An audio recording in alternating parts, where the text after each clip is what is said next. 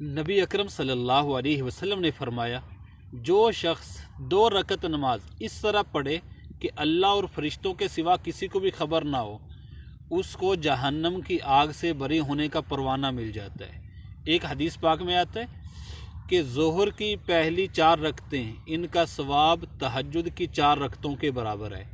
ایک حدیث پاک میں آتا ہے، جو شخص روزانہ 12 رکعت سنت مؤکدہ کا اہتمام کرتا ہے، 2 فجر کی، 4 ظہر کے فرضوں سے پہلے کی، 2 فرضوں کے بعد، 2 مغرب کے فرضوں کے بعد، 2 عشاء کے فرضوں کے بعد، یہ کل 12 رکعت ہوتی۔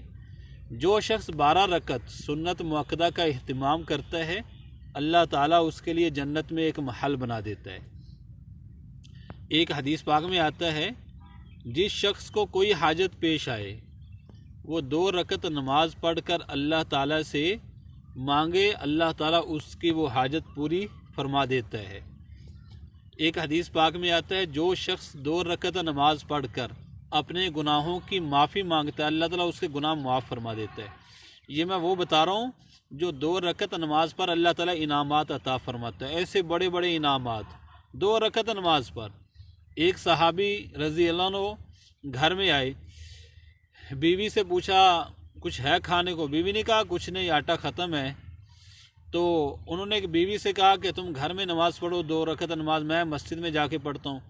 2 رکعت نماز پڑھی، گھر میں آئے، بیوی سے پوچھا کچھ آیا؟ بیوی نے کہا کچھ نہیں، دوبارہ چلے گئے، دوبارہ جا کے 2 رکعت نماز پڑھی، پھر آئے، پھر بیوی سے پوچھا۔ یعنی کیا سوچا انہوں نے کہ میری نماز میں کمی ہے، اللہ تعالیٰ اپنے وعدے میں سچا ہے۔ تو اس طرح انہوں نے تیسری مرتبہ جب وہ آئے مسجد میں سے، بیوی نے کہا کہ گھر میں ایک پرانی چکی وہ اپنی آپ چل رہی ہے اور آٹا نکال رہی ہے۔ بیوی نے سارے کے سارے گھر کے برتن آٹے سے بھر لیے۔ اس کے بعد چکی کا ایک پارٹ اٹھا کے دیکھا تو اس میں گندم کا ایک دانہ تھا۔ تو وہ صحابی رضی اللہ عنہ نبی اکرم صلی اللہ علیہ وسلم کی خدمت میں حاضر ہوئے اور انہوں نے سارا واقعہ سنایا۔ نبی اکرم صلی اللہ علیہ وسلم نے فرمایا، اگر تم اس میں نہ دیکھتے تو قیامت تک یوں ہی چلتی رہتی۔ تو میرے بھائیوں اور دوستوں، جو بھی حاجت پیش آئے، جو بھی ضرورت ہو، 2 رکعت نماز پڑھ کر اللہ سے مانگے۔ ایک صحابی رضی اللہ عنہ، ان کی کنیت تھی ابو مولک، وہ لوگوں کا سامان وغیرہ لے کے آتے جاتے تھے، کلی تھے۔ کلی اس کو کہتے ہیں جو لوگوں کا سامان ایک جگہ سے دوسری جگہ لے جاتا ہے اور مزدوری لیتا ہے۔ تو وہ ایک دن ایسے جا رہے تھے، راستے میں ایک آدمی کھڑا ہوا، اس نے کہا کہ مجھے بھی ساتھ لے چلو۔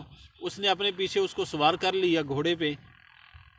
چلتے چلتے ایک جگہ پہ 2 راستے آئے، تو وہ جو ابو مولک صحابی کلی تھے، انہوں نے جس راستے پہ عام طور پہ جاتے تھے اسی پہ انہوں نے جانا چاہا، لیکن اس نے پیچھے سے کہا کہ نہیں، ہم یہ جو ہے نا دوسرے راستے پہ چلتے ہیں۔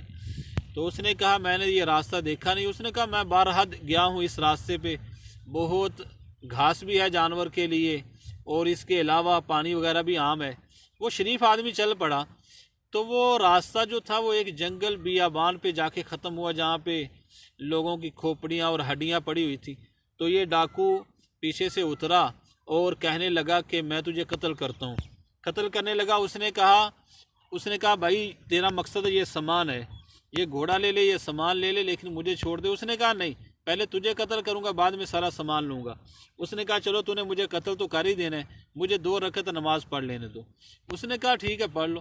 اس نے نماز کی نیت باندھی اور الحمد شریف کے بعد کوئی صورت بھی یاد نہ آئی، جلدی میں، پریشانی میں، بس اس نے یہ آیت پڑھنا شروع کی، امن یجیب المضطر اذا دعاہ ویکشف السوء، کون ہے جو پریشان حال آدمی کی مدد کرتا ہے اور اس کے پکار کو سنتا ہے جب وہ اس کو پکارتا ہے۔ بس اس آیت کو بار بار زبان پہ پڑھنا شروع کیا۔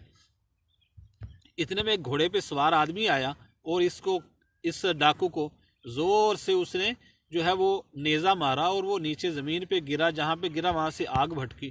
اس نے جلدی سے اپنی نماز پوری کی اور نماز پوری کر کے پیچھے سے اس کو آواز دی، وہ جا رہا تھا کہ ارے بھائی بتاتے جاؤ تم کون ہو. اس نے کہا میں چوتھے آسمان کا فرشتہ ہوں.